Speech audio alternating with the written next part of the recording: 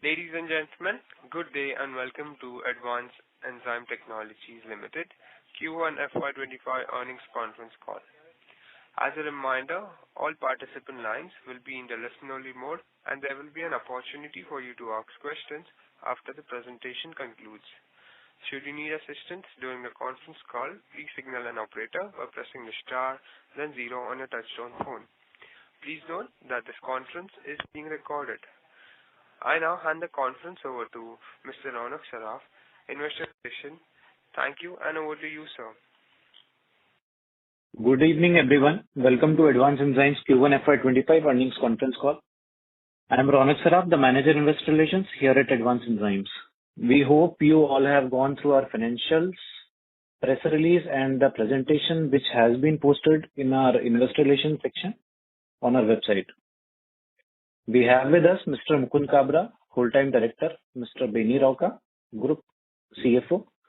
Today, the management will discuss the performance and business highlights, update on strategies, and respond to any questions that you may have. As is usual, for ease of discussion, we will look at the consolidated financials. Before we proceed, I would like to draw your attention to the forward-looking statement contained in the presentation. During our call, we may make forward-looking statements regarding our expectation or predictions about the future. Because these statements are based on current assumptions and factors that may involve risk and uncertainty, our actual performance and results may differ materially from our forward-looking statements. So without any further ado, we shall commence this call. Over to you, sir. Thank you, Ronak. Good evening, everyone. I really appreciate you all for taking out your valuable time, and I extend a heartiest welcome to everyone joining us today on the conference call for the quarter ended 30th June 2024. Coming on to the performance, the company's overall performance improved on a year-on-year basis. Now, as far as the quarterly performance, our top line stood at rupees 1,545 million, grew 5% on a year-on-year basis, and it is degrew by 2% on a sequential basis in quarter one.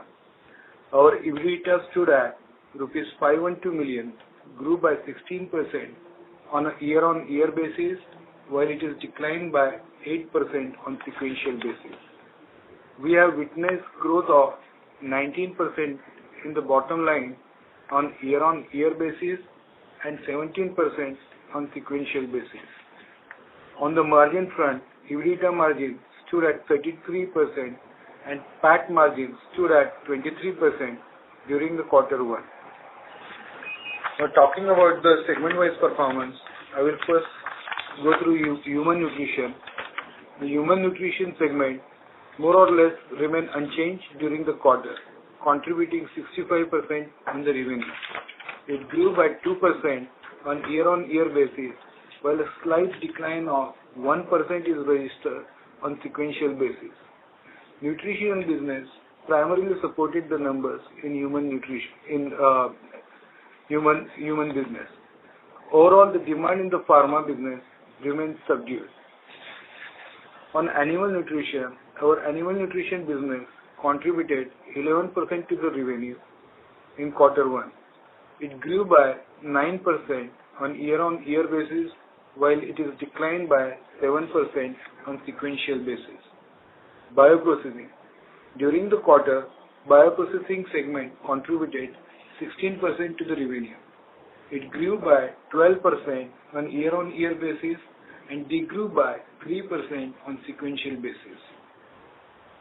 The food business grew by 6% on year-on-year basis and degrew by 1% on quarter-on-quarter basis. The non-food business grew by 43% on year-on-year basis and degrew by 9% on quarter-on-quarter basis. The specialized manufacturing segment contributed 7% and grew by 13% on year-on-year basis, while it remained unchanged on sequential basis. Our principal focus is on improving our product offering, keep introducing newer and commercially viable products, and consistently meet the ever-changing demands of our clients. We anticipate a robust growth trajectory in all our segments in the second half of this year. We'll bring more resilience in our business to enhance customer value, proportion, and deliver long-term sustainable growth going forward. With this, I will hand over the call to Raukaji, and he will walk you through the financials and key subsidiary numbers. Thank you. Thank you very much, Mukund. Good evening, everyone. I hope you all are in good health. On the company's consolidated financial for the first quarter of fiscal year 2025, on year-on-year basis, Q1 25 versus Q1 24, our revenue increased by rupees 72 million, 5% of increase from 1,473 million to rupees 1,545 million.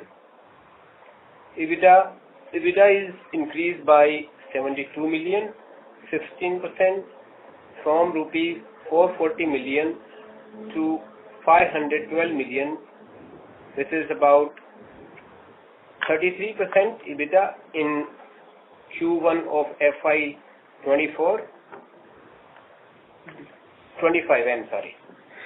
Profit before tax increased by rupees 73 million, 18% increase from 414 million, which is 28% of our revenue, to 487 million, 31% of our revenue for the quarter 1 of FY'25.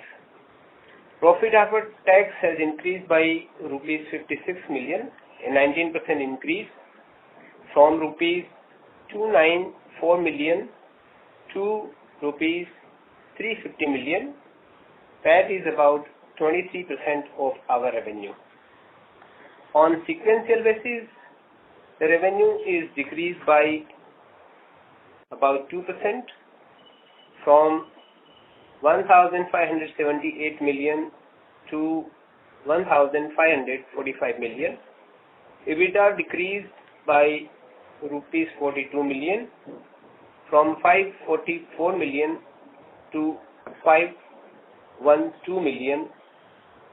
Profit before tax increased by rupees 90 million from rupees 397 million to rupees 487 million.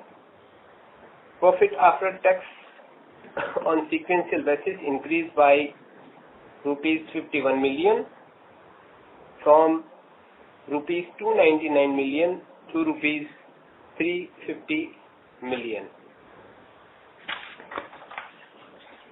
On our financial performance of some of the subsidiaries, Biotech for Q1 FY'25 revenue stood at rupees 159 million, EBITDA of rupees 24 million, and PAT of rupees 7 million, as compared to rupees 134 million of revenue and 9 million of EBITDA and negative profit of 1 million in FY'24 quarter 1. Evoxx revenue stood at rupees 47 million as compared to 54 million in Q1 24. EBITDA is negative 7 million and 7 million was in Q1 of FY'24, so no change. Profit after tax, Evoxx continues to be in loss. It's about 15 million of loss during this quarter as compared to 13 million in last year Q1. The sales of SciTech stood at 111 million as compared to 97 million and EBITDA of 22 million as compared to 4 million. Profit after tax 10 million as compared to 1 million. The sale of our largest product, this is anti-inflammatory enzyme, stood at rupees 280 million for the first quarter of FY'25 as compared to rupees 352 million in Q1 of FY'24. So there is a degrowth of about 20%. And it constitutes about 18% of our total revenue. The top 10 customers contributed 23% in the total revenue in Q1 FY'25 in comparison with 26% in Q1 of FY'24. The B2C segment contributed about $950,000 as compared to 1.28 million during the same period in the previous year. The human health care segment, where we provide generally more granular numbers. So I am giving you those numbers now. Pharma India 375 million as compared to 447 million. Probiotics 39 million as compared to 5 million. Biocatalysis 74 million as compared to 86 million. So India sale is about 488 million in Q1 as compared to 538 million in the corresponding first quarter of FY'24. International sales, human nutrition, is about 523 million as compared to 456 million in Q1 of FY'24. The major contribution has come from the USA, 494 million as compared to 422 million last year Q1.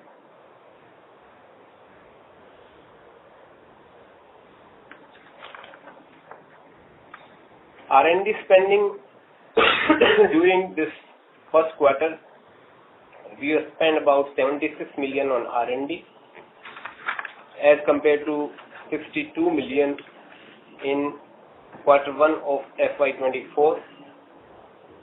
And if we see in terms of the percentage, on standalone basis, it is about 9% as compared to 7%. And the consolidated basis, R&D spend is about 3% in Q1 as compared to 3% in Q1 of last year.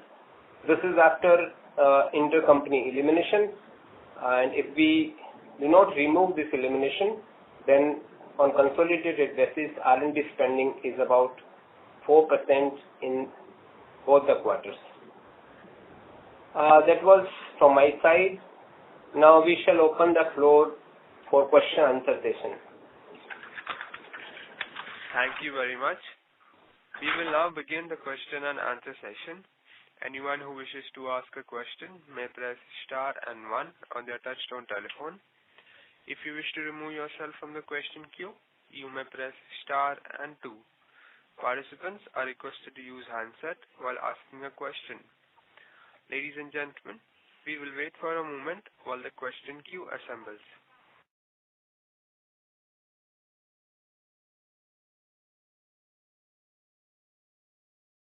The first question is from the line of Shubham Segal from SIMPL. Please go ahead.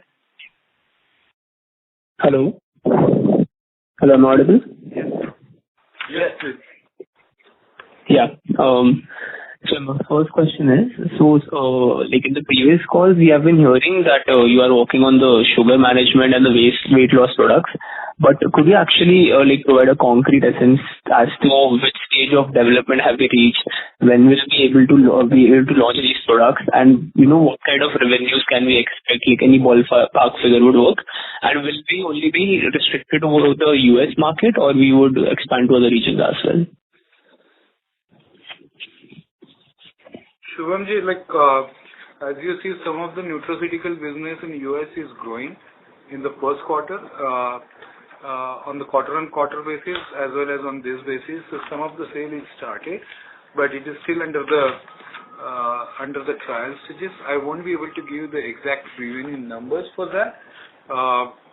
And as of now, we are targeting the US market for this kind of products. When do we expect to launch? Because we have been hearing since 3-4 quarters, right? We already launched, but it's on a pilot basis as of now. Okay. Got it. All right. So my next question is that, over the next 2-3 years, what would be our key priorities and key gaps in the business which we want to cover up or, come to terms with the competitors? So what are the key gaps you want to fill in the next upcoming 2-3 years?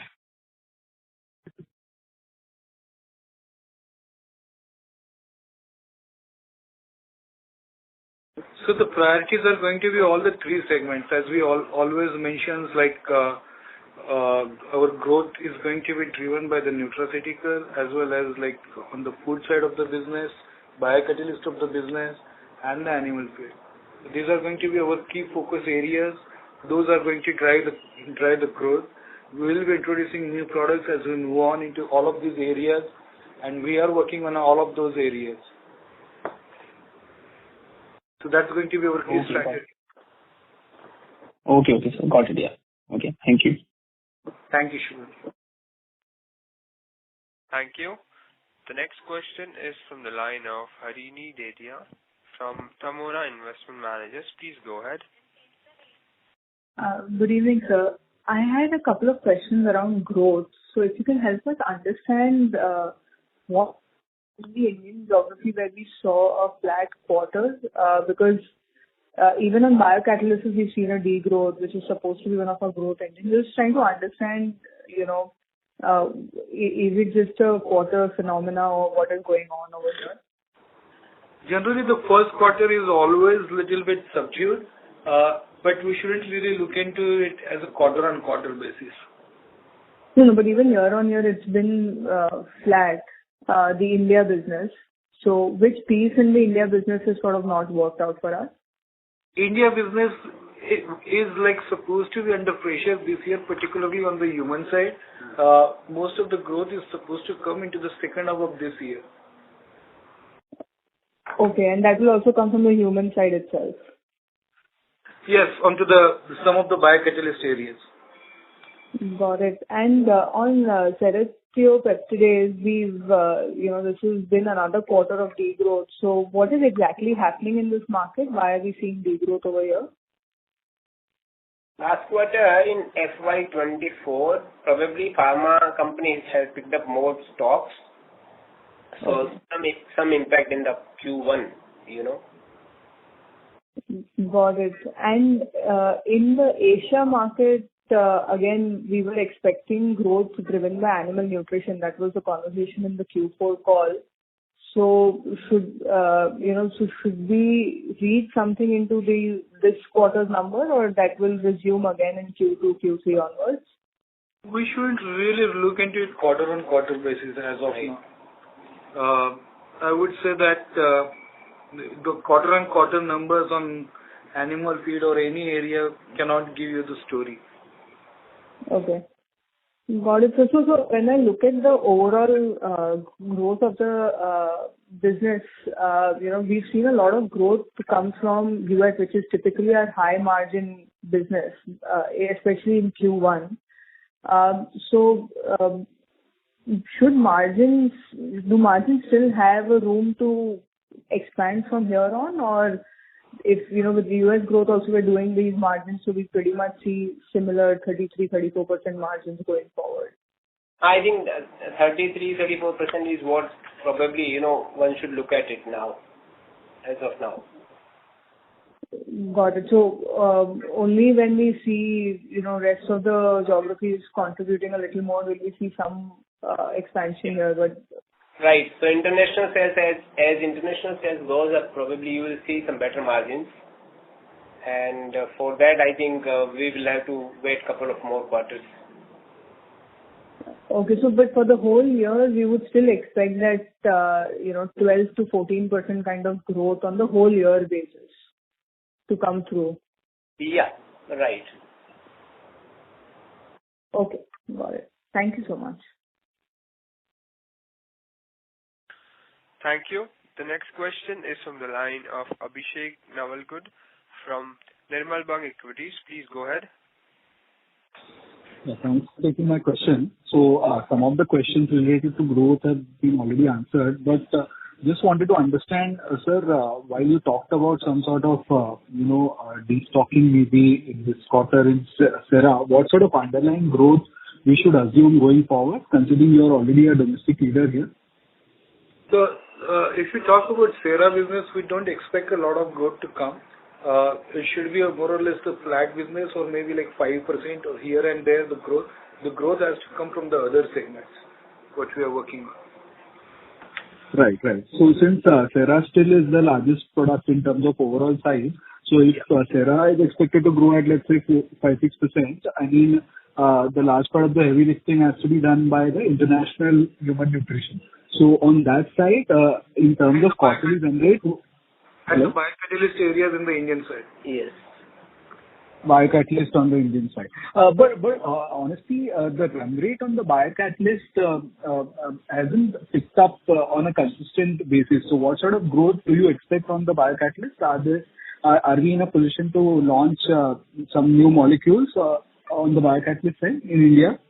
Yes. So we are really working on those. And we expect like some of the thing has to come up in the second half of this year. And the margins on the biocatalyst and maybe the international nutrition business are more or less similar, or international are much higher as compared to the biocatalyst? Even the gross margin, just an indication here.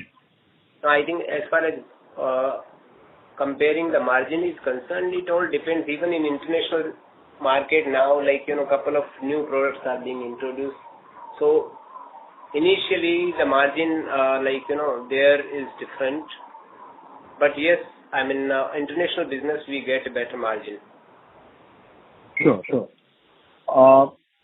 And on the cost side, while on the other expenses, if I see on a sequential basis, there is no increase as such, but any comments on freight cost, or it gets netted off against revenue? Just more clarity considering the Red Sea issue, ongoing Red Sea issue.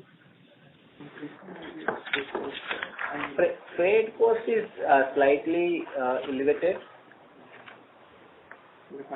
So possible to give the number? I mean, is there any major increase or not major increase that you're seeing? It's not essential, I mean, because freight, what happens once you realize that the issue is now with the logistics, so you always insist that, freight is something the customer has to bear. Right. So the reason I'm asking is during COVID year also we have seen supply disruptions, so both in terms of RM pricing as well as freight. So some part of it we could not pass it on entirely. So from that angle I'm asking whether it is a complete pass-through with a lag or there could be some burden on us in coming quarters. Some burden is there. If I compare on year-on-year basis, probably the freight cost is up by about 5 million. Okay. Yeah. Sure, sir. And last question, just to refresh my memory, I mean that R&D facility which is going to come up, any commissioning or timeline we have shared earlier? I'm not aware of that. No, we haven't shared, but as of now, we feel in the after the June of next year, it should be in a working condition. June of next year, right? So no major capex. So 25-30 crore capex this year and next year is what we should be doing, right? Yeah. Probably. Roughly same amount. Okay. And anything on last question? Sorry, anything on the potential M&A that we're looking at? Any development there? No, I mean as of now, I don't think development. But yes, we keep on working on that. Sure, sir. Thank you so much and all the best. Concrete as of now, which we can talk. Sure. Definitely, yes. Thank you so much. Thank you. The next question is from the line of Shrinjal Mittal from Ratnatarya Capital. Please go ahead. Hi. Thank you for the opportunity. I have two questions. One is on the product side. So, like you mentioned that our biggest product, this is the anti-inflammatory product. So that is degrowing, and that's expected to be like that. So can you just help me understand that is it the nature of the business that once we introduce a molecule, after a certain period, either there are many other players which come in, because of which the sales become flattish, and then we try to add more products to cover up for the growth, or like what is it? And the second part of the question is, so currently from our product basket point of view, how many new products do we have in line? What is the stage in terms of application approvals and everything? So there's some color on that. Thank you. So here, like, we always has to work on the two areas. One is always like improve the productivity. That is a constant feature in our business, and the second one is the new product. There are a lot of different new products which are under the pipeline, and that is how you grow. Now, if we talk about anti-inflammatory product, that is a very old product in terms of product cycle. We started it somewhere around 1999, 2000, and it is still there.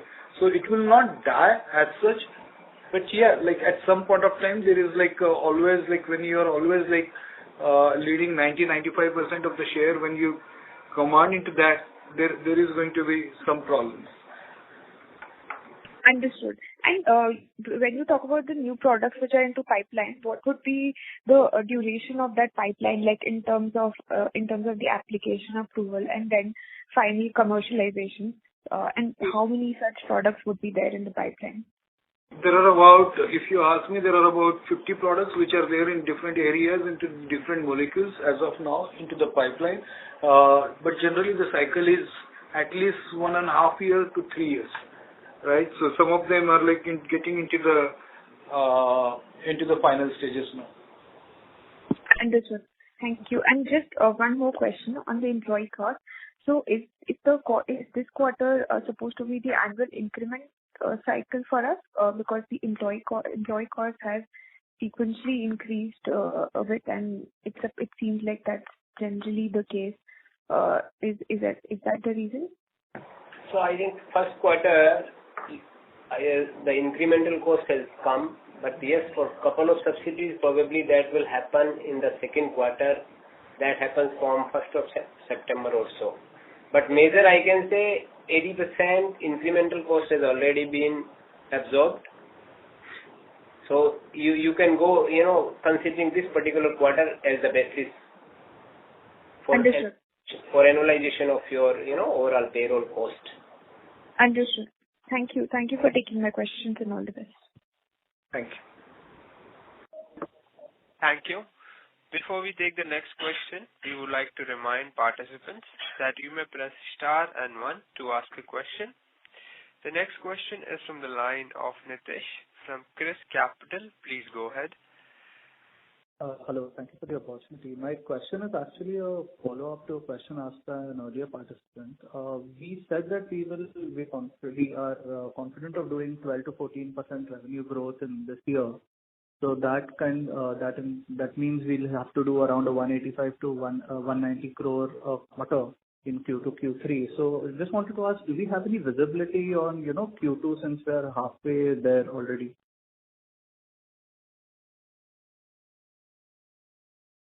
Hello? Sorry, can you hear me? Yeah, I can hear you. Yeah. So in the beginning of the year, we do the exercise of the cells and from which part it will come up, and we map the cell with all the customer-wise and the growth area-wise.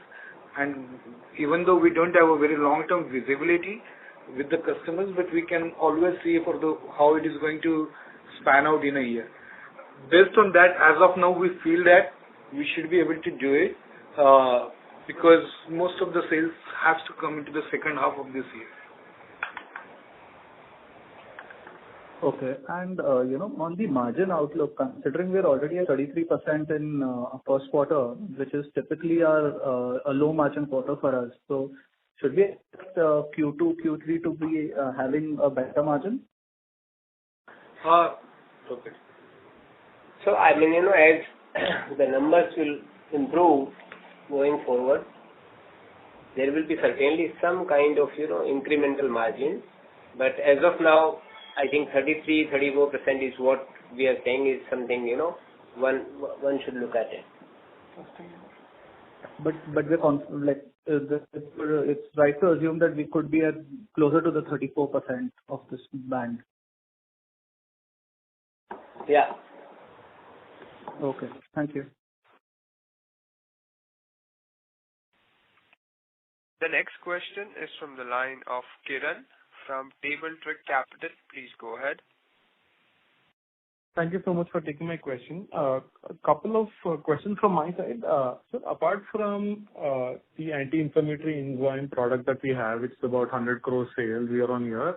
Do we have like a star to the next 2-3 products which have a potential to go to 100 crore revenue, or is it more like a segment like a biocatalysis or animal bioprocessing or something? A segment as such goes to 100 crore. So how do you look at it? Are there the next Sera kind of products, or 1 or 3 products which can go to 100 crore by themselves, or is it a segment? So our business has to be seen with the different way. One of them is like a API where like Sera is there, which is more than 100 crore as a product as of now. But there are a lot of like formulations which we are launching and we are focusing on them, and probably those should be more than 100 crore going forward. Got it. And most of the formulations are primarily in the US, if I'm not wrong. That is true. We are working a lot onto those formulations and improving those formulations going forward. Got it. Second question, sir, our B2C segment, the Welfa brand. I just want a clarification and then a follow-up question, which is Welfa brand is under SciTech, which is our 50% subsidiary, and then how is it growing and can it become a potential 100-150 crore in the next 1 to 3 years as you see it right now? Of course, there can be changes, but as you see it right now. So Welfa brand is under the Advanced Enzyme right now, not under the SciTech. Okay.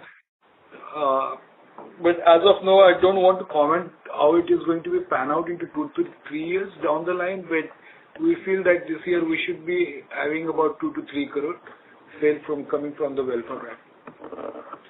2 to 3 crores. Got it. Okay. So then the commentary from some of the US and European, players in the segment that we are in, they have had a lot of commentary that US and Europe consumer slowdown is significant, and even our nutraceutical segment or the human nutrition segment, they're talking about other segments as well where we are not there. They're seeing a severe slowdown in terms of consumption and buying patterns in the US and European markets.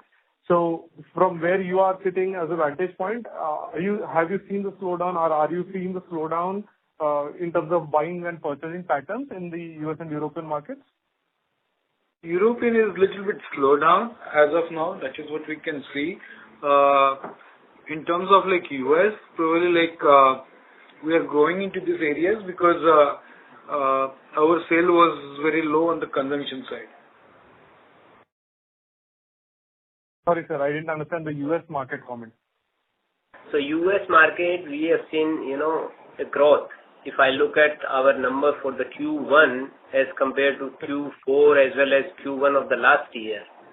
And based on whatever understanding we have from our US, we see that, this year we are going to have a better growth from the US business.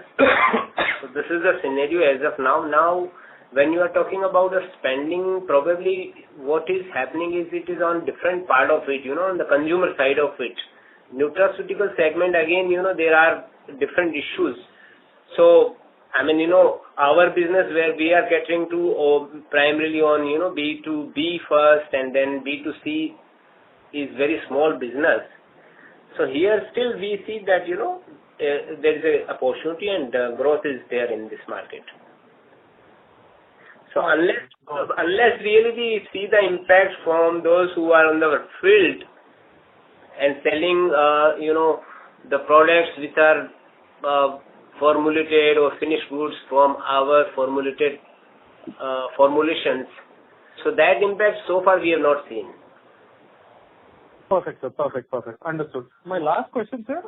Mr. Vasant Rathi, in the AGM mentioned that, somebody asked a question in the AGM and they said, we probably will reach 1,000 crores and sales it very soon and all that stuff.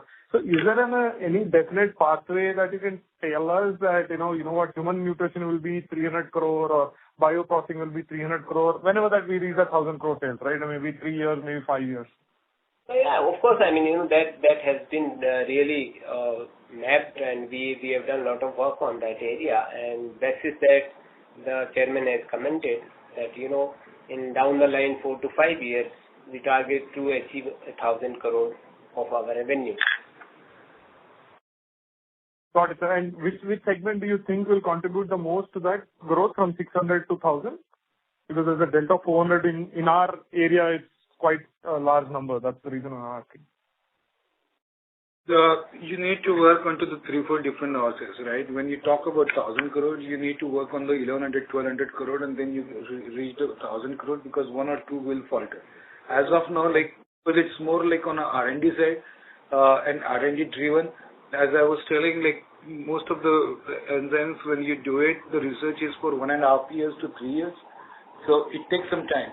It's very difficult in our areas to exactly predict the numbers. It will come from this area or this area. Some may not work out. So it's difficult for me to say that if 300 will come from this segment or for example from this product. Got it. Understood. My last question is a clarifying question, bookkeeping. Last year we had a one-off of 18 crore expense due to a legal settlement with one of our US competitors. Is there any other legal expense or legal settlement that we are expecting in whatever, this year, next 2-3 years? Is there any particular conflict that we have as of today? No. As of today, there is no conflict. But you never know. As of now, there is nothing. As of now, there's nothing. Okay, perfect. Thank you so much. A reminder to all participants that you may press star and 1 to ask a question. Ladies and gentlemen, if you wish to ask a question to the management, you may press star and 1. The next question is from the line of Pawan Kothari, an individual investor. Please go ahead. Yeah, sir, hi, this is Pawan Kothari. I would like to ask you if we are having any export thrust to Europe also, and what capacities are still underutilized as of now? How much operating capacity are we currently working at? So current capacity utilization is around 60 to 65%. And if you really look at the numbers, so our export sale is now generally in the range of 50% comes from the international market, 50% comes from the domestic market. It keeps on changing. Sometimes it is 48 to 52, or sometimes it is 50%. That's how it is on quarter basis. Mm-hmm. Okay, and can I have one more question? Yeah, please. With the incremental sales, suppose our capacity has been utilized from 50 to 75%, how much of the cost benefit are we getting with the more capacity utilization? Yes, Pawanji, that will, as you speak and you might have done a proper study, if you really look at when our sale, the revenue increased by 1%, mm-hmm. Generally I have seen that EBITDA increase is 2 to 3 times of, the increase in the top line, and that adds substantially to our PAT also. Okay. So definitely, expenses being fixed, mm-hmm. The more revenue you generate, the profitability definitely will change. It will improve substantially. in terms of numbers, I mean, when you look at 1% increase in revenue, 3% in EBITDA, 3% in PAT, so that is how generally, we have observed in our case. Right. And a very small question, sir. Are we selling online also, like on Amazon and other online big portals, or we are just selling it like, on the shelf? Yes. So that is the Welfa brand, basically. Okay. So we are expecting some kind of, now good numbers in that sense. The last, I think, 1 year, 2 years back, we have launched this. Now this is second year in succession. So we are getting good numbers in that sense. Okay. Thank you, sir. I congratulate you once again on the good set of numbers this quarter. Thank you. The next question is from the line of Shubham Snegal from SIMPL. Please go ahead. Hello, am I audible? Yes. Yes. So we've always been an R&D focused company, and like as you mentioned, that R&D is quite important for us. So this 3 to 4% which we are maintaining as an R&D expense, how exactly do we allocate our resources, and what are our key focus areas and priorities? So, like, if you could help me understand, like, how exactly are we, spending our R&D budget and like maintaining a 3-4%, and which segments do we give priority, or which are the key focus areas we are giving priority? So it is always on the 3 and 4 segments where, like, we have our strength and where we see that, the potential is really excellent going forward. And so these are areas where we spend our money on R&D. So we continue to work on. So I mean, if those segments, where exactly do we spend that, like on, discovering new product, like where do we actually? I mean, if you really see enzymes are like, very unique. So when you are developing the enzymes, it is not for a particular application, okay? So those are kind of, the development takes place, and thereafter, once you reach to a particular threshold, then you look at whether I can also develop application in, say, human nutrition, in animal nutrition, can I use for, nutraceutical segment. So that happens subsequently. So you need to really spend on core research where you don't have that kind of understanding that, I'm going to work only on this animal nutrition area. You work on your core strength, basically. Only the enzymes which are in the area of biocatalysts are more specific. Yeah. Okay, got it. And so last question being that what exactly is our edge or advantage in the human nutrition space? As in the last 4 years, we have narrowed down our focus on human nutrition. So this is the, business which we have started long back. I think if you really look at you might have read the biography of our chairman also. He's in US. So we started long back this particular, journey where human nutrition was kind of, initially we began. And over a period of time, we developed so many enzymes around that. And that is because of his expertise in that particular, space. So we are very strong on human nutrition side. And over a period of time, of course, human nutrition, when you are talking about human health, so animal health is another area which is kind of, it coexists in that sense. So that is another area. And then now when you look at the food, so bioprocessing, another segment, because again now everything is going around, a novel application of the enzymes in the food areas. So this is, completely a subject which is very close to us, and we have spent a lot of, I can say last 25 years, a lot of R&D has been carried out on human nutrition, food areas, and animal nutrition. So we know we are very strong in that, and we have kind of, in past some of like, clients which have been added over a period of time. So that speaks about that, yes, it is a sustained, growth and the client portfolio with us. I hope I clarified you. Yeah, that's it. Thank you. Thank you. Participants who wish to ask a question may press star and 1. The next question is from the line of Shreyans Gatani from SG Securities. Please go ahead. Hi, good afternoon, sir. My question is mainly on the R&D front. So historically, we've mentioned we want to have R&D as 7% of the sales as such. But, on a console level, we typically, have been doing around 4%. So is that something that we should be expecting to go up in the future, or, should we just look at this number, as is currently?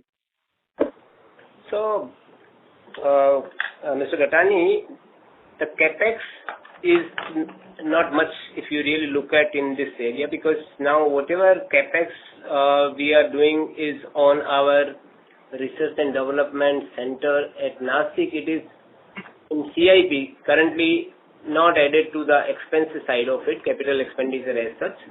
So it is kind of, work in process which is going on. So once we add that amount, probably, the spending is about 5 to 6% in any case. But yes, when you really prepare a sort of model, you can look at about 6% as, our total R&D spend on console basis. Got it. Okay. So, what would be the expenditure already incurred on the center up to now? I think we have roughly spent about 15 crores. 45. Okay, got it. And 35 crore is something, sorry, I have not added the land. Land is about 35 crores we have spent, and another 15 crores is kind of, another expenses on civil construction, which is under progress. Okay, so that's 50 crores. So I thought that was the total spend that we had envisaged earlier for the center. No.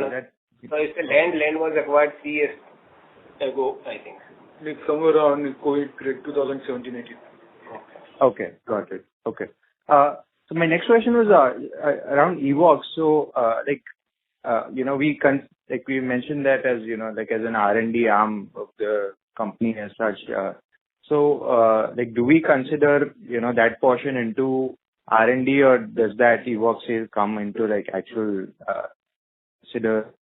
mention the expenditure numbers, or not yet?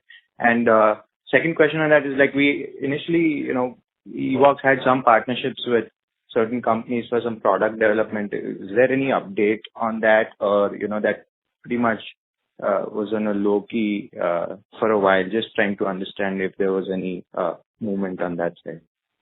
So Evox, since it's a 100% owned company, the numbers get eliminated on the consolidation basis. So they don't come up in terms of R&D numbers. In terms of partnerships, there is 2 types of model. One model is some of the Evox products sell. Some of them is our R&D, and some of them is CRO kind of customer related R&D to sustain the expenses side of it. So there are certain customers which we are talking, and that is what you are referring to. As of now, there is one big order is under the discussion, negotiation, but it's yet to be finalized. So can't comment on that. Okay, got it. So there's one order under sale. So when do we expect that to close by, if there is it is successful? Probably in next 15 days, but we will come to know once it's done. Okay. And could you quantify the size of, if that's possible, or not yet? It will be about, not very big, but it will be about 1.4 to 1.5 million euro. Okay. Got it. Okay. Thank you. That's helpful. That will be executed over a period of 1 year or so, or? Yeah, 1 year or so. Okay. Perfect. Thank you. That's very helpful. That's all from my end. All the best. Thank you. Thank you. The next question is from the line of Kiran B. from Table Trick Capital. Please go ahead. Yes, sir. So I just had to clarify. I know we've always committed on 15% growth, CAGR over a number of years. But just for this year, I missed the last two con calls. What is the outlook or visibility that you've given? So this year we should be somewhere around two digit, somewhere between 12 to 15%, something of that nature, probably. This year is going to be a little tougher for us, but this is what we feel we should be able to get. Got it. Cool. Thank you. Thank you. Ladies and gentlemen, that was the last question for today's conference call. I would now like to hand the conference over to Mr. Ronak Saraf for the closing comments. Thank you everyone for taking your valuable time for attending our earnings con call. We will keep you posted for any further updates. I request you all to kindly send in your questions that may remain unanswered. An audio recording and the transcript of this call will be uploaded on our website in due course. Looking forward to host you in the next quarter. Till then, stay healthy, stay safe. Thank you. Thank you, everyone. On behalf of Advanced Enzyme Technologies Limited, that concludes this conference. Thank you for joining us, and you may now disconnect your lines. Thank you.